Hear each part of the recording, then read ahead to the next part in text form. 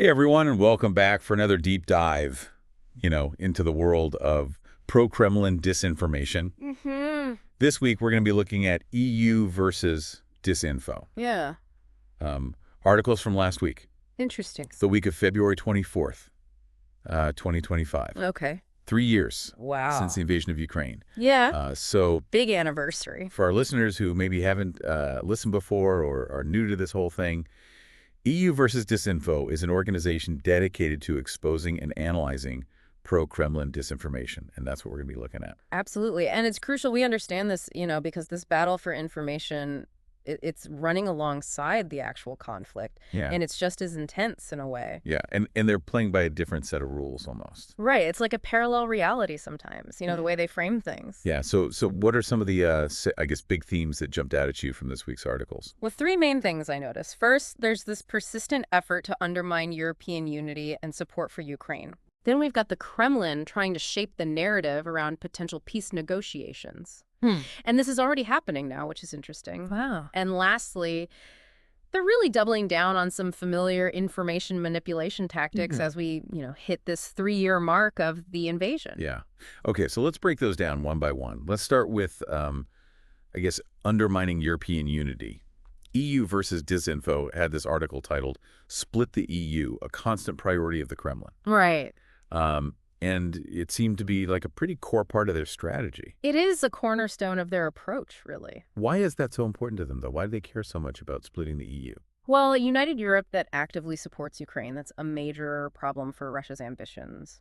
A divided Europe is inherently weaker, more susceptible to influence, and less likely to provide that united front of support to Ukraine. Right. So they're trying to exploit any existing tension within the EU between member states, even between the US and the EU, trying to create these fractures to weaken that resolve. So it's not just about causing chaos. It's actually a very strategic Absolutely. kind of move. It serves a geopolitical purpose for sure.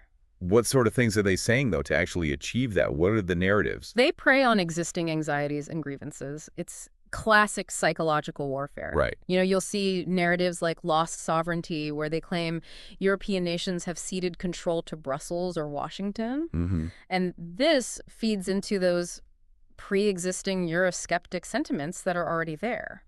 They'll also claim that supporting Ukraine is actually hurting ordinary Europeans, causing economic hardship, energy shortages, and that plays on very real concerns that people have about their livelihoods. So it's almost like they're taking these very real anxieties and twisting them. Amplifying them, twisting them. To fit their narrative. Absolutely. That's really insidious. It is, and it's done on such a massive scale across multiple platforms and multiple languages. It's not just a few random individuals. This is a coordinated effort to shift public opinion. I noticed in one of the articles the problem of timekeeping. EU versus Disinfo talks about how they're manipulating the timeline of the war. Oh, that's an interesting one. They're downplaying the significance of the 3-year anniversary of the full-scale invasion.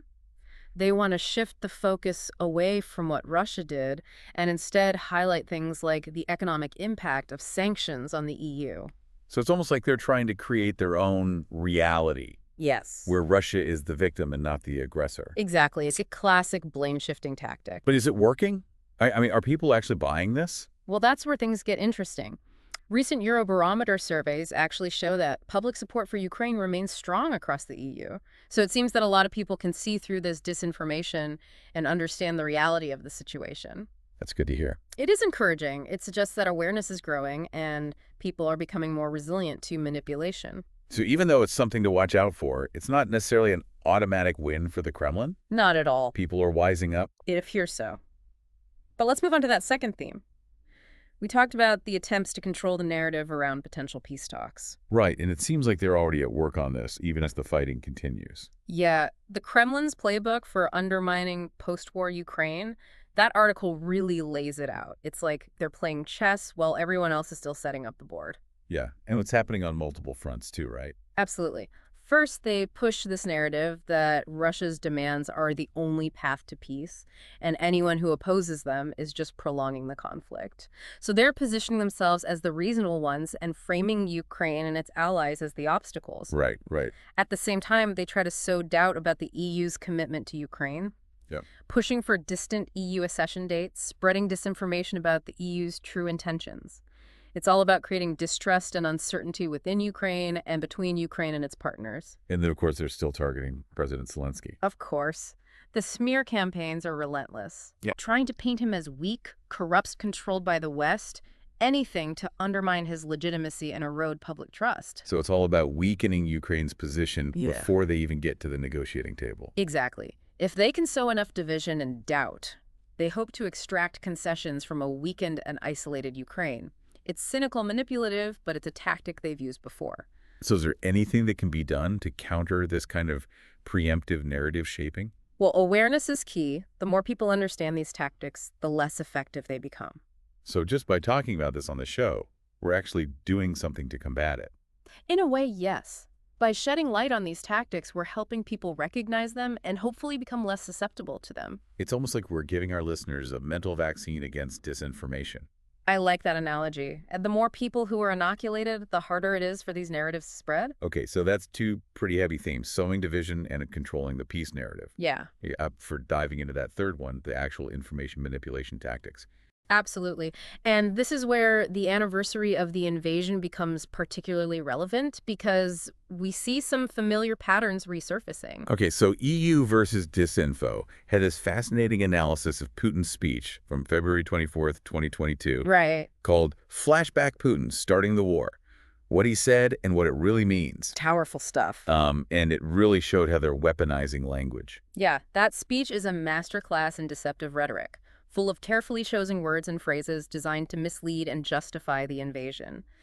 It reminds us that sometimes the most effective disinformation isn't outright lies, but the subtle manipulation of language itself. So it's not always about making stuff up. It's about twisting the truth. Exactly. Just enough to fit your narrative. Precisely. So let's break down some key examples for our listeners. Remember when Putin spoke of self-defense to justify the invasion? Yeah. What he really meant was an unprovoked attack on a sovereign nation. Or how he called it a limited military operation, Right. when it was a full-blown war. The distortion of language is remarkable. And probably the most chilling is this phrase, denazification of Ukraine. Yeah, using that to create this false narrative of a Nazi threat to justify his actions, when in reality it was just a pretext for invading a democratically elected government. It's classic demonization, using loaded language to stir up fear and hatred. It's like they're hijacking history and twisting it to fit their agenda. Absolutely. But beyond Putin's speech, EUvsDisinfo also pointed out some other disinformation tactics that are still circulating. Oh, yeah. Even 3 years on. They're still trying to downplay the impact of sanctions, for instance, claiming they hurt the EU more than Russia. Right. And they spread disinformation about specific events. Yes. Like the Baltic states disconnecting from the Russian electricity grid. Right. It's like they're throwing mud at the wall and hoping something sticks. Yeah, it can be overwhelming, just the sheer volume of it all. It can be exhausting, for sure. So I guess before we wrap up this part of the deep dive, maybe we should just talk about why this matters. Yeah. Why should our listeners care about pro-Kremlin disinformation? How does this actually affect them? That's a great question. It's important to remember that this isn't just something that happens over there. It's not just a problem for Ukraine or for Europe. Disinformation can seep into our own media and our own conversations. It can shape our perceptions and influence our decisions. It's like a virus that can spread across borders. Precisely. It can infect our own information ecosystem. So we have to be aware of these tactics and develop those critical thinking skills. We can't just passively consume information. We have to be active participants in discerning truth from falsehood. So it's not just about being informed, it's about being informed critically. Exactly. And by doing so, we can protect ourselves and our communities from the harmful effects of this disinformation. I like that. We're not powerless in this way. We have the power to choose what we believe and to share accurate information with others. That's a powerful thought. Huh. And the more we exercise that power, the stronger we become as a society. Okay, I think that's a great place to take a break. Yeah. We've covered a lot of ground, from those efforts to sow division and control narratives to those specific disinformation tactics. Mm-hmm. But don't worry, we're not done yet. Join us in part 2, where we'll dive into even more striking examples of pro-Kremlin disinformation highlighted by EUvsDisinfo this week. Looking forward to it. So welcome back, everybody. Now we've laid out kind of those big themes, of pro-Kremlin disinformation. Right. Let's look at some specific examples that EUvsDisinfo, found this week. Yeah, I always like looking at the specific stuff. Yeah. It's one thing to talk about disinformation generally, Mm-hmm. but when you see like, okay, this is exactly what they're doing, Right. The concrete example. it really kind of brings it home. Yeah. So one example this week revolves around energy, Okay. which we touched on earlier. Right. The Kremlin loves to use energy resources as a lever, for influence. Right. Sometimes even outright coercion. So it's no surprise that they jumped on the Baltic states' decision to disconnect from the Russian and Belarusian electricity grid. Oh, yeah, I think I remember hearing about that. Wasn't it something like they disconnected from Brel? Yes, BREL, that's right. What is Brel? BREL stands for the Baltic Ring, and it's the regional electricity grid that connects the Baltic states with Russia and Belarus. Oh, okay. So pro-Kremlin outlets are pushing this narrative that this disconnect is going to lead to economic disaster for these countries, Right. essentially punishing them for siding with Ukraine. But that doesn't sound quite right to me. No, I feel like the Baltic states have been working towards energy independence for a long time. they have. In fact, they already stopped buying electricity from Russia back in May 2022. Oh, wow. So this recent disconnect was purely technical, related to frequency regulation, and it had no real economic impact. Hmm. If anything, joining the EU grid strengthens their energy security. So this is actually a positive development for them. So they took something that's essentially false and spun it to fit their agenda. It's classic disinformation, taking a kernel of truth, the disconnection, Right. and distorting it to fit their narrative. It's amazing how they do that. But it's not just energy. Another example involves meddling in elections, Oh. which is another favorite tactic of theirs. Yeah, they love to do that. Mhm. What country was it this time? This time it was Germany. They've been trying to discredit the recent Bundestag elections by spreading these false claims about destroyed ballots for the Alternative for Germany party, the AfD, Okay, the AfD. which is a far-right party that often echoes pro-Kremlin talking points. So they're claiming that votes for a party that's sympathetic to them were suppressed. Exactly.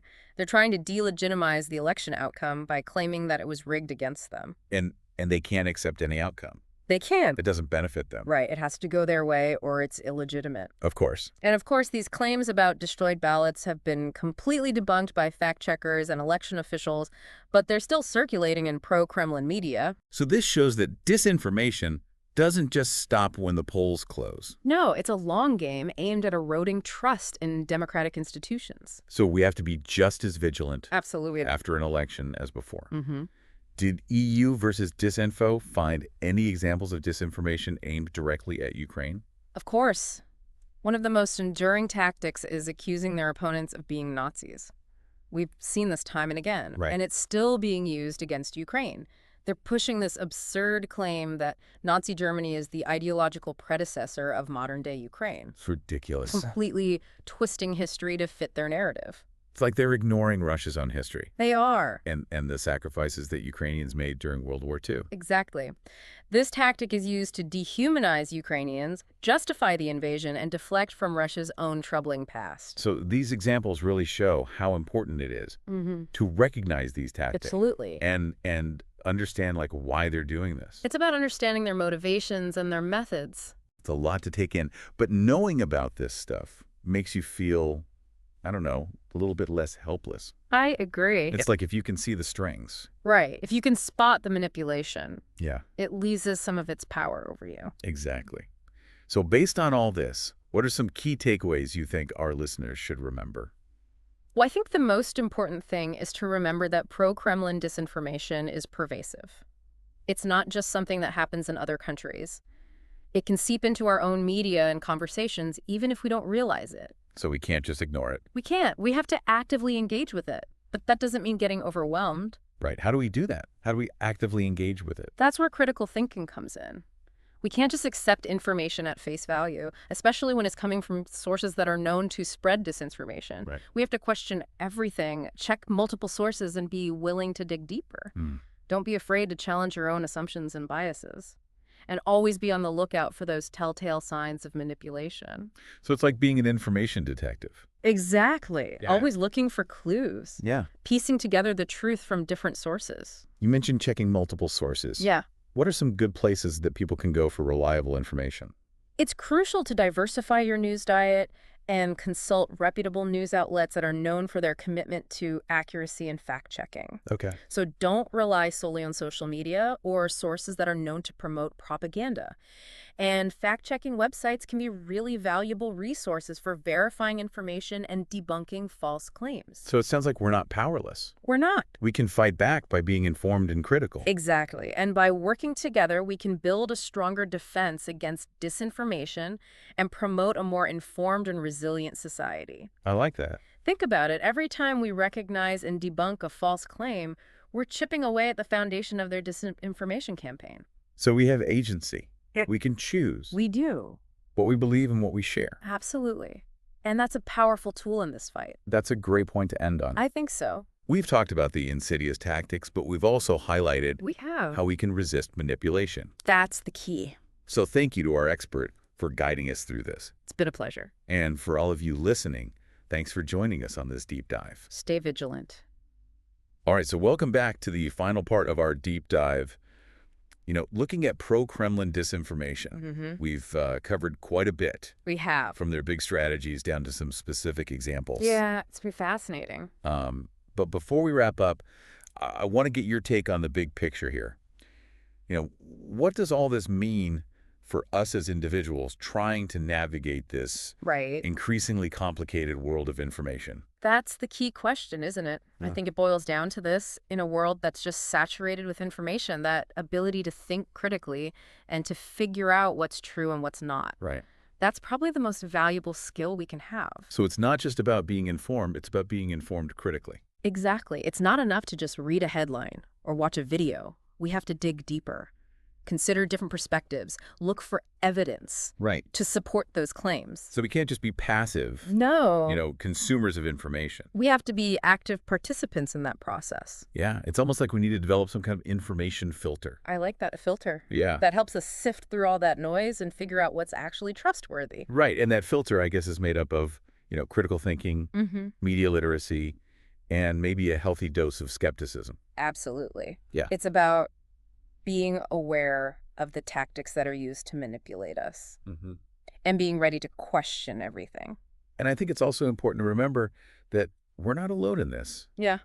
There are organizations like EUvsDisinfo who are doing this work, Yes. exposing these tactics and helping us understand how disinformation actually works. Yeah, their website is a fantastic resource for anyone who wants to learn more. And beyond those resources, we can also talk to each other, right? Share our experiences and help each other Absolutely. navigate this. We can learn from each other, build a stronger collective defense against disinformation.